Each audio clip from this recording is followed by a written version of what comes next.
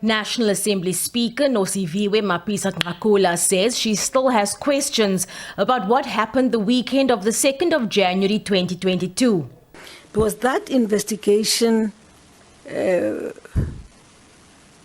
actually, it's like you're in a movie. If you watch and listen to what happened when this fire broke out, it just tells you that there were weaknesses on the part of Parliament as well, but also the fact that a person could occupy the parliamentary building for plus minus 16 hours inside, then you ask yourself a lot of questions.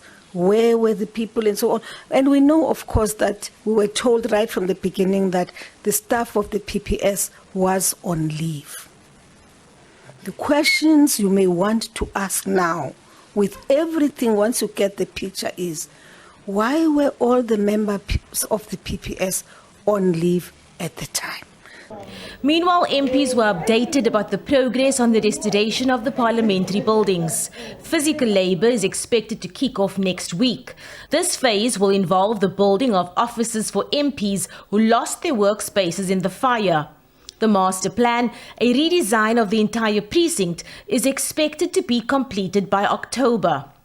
The medium-term to long-term work packages, the restoration of the old and the new assembly.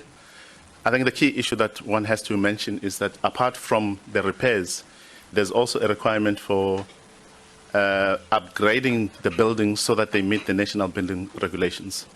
Members will note that the old assembly, some of the corridors are too narrow, too dark, no lighting, no sufficient ventilation.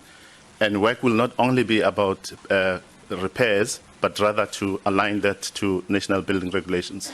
And further to that, there's a need to take an opportunity of aligning the restoration work to the South African cultural themes so that our heritage becomes broader and not just linked to the old history of these buildings.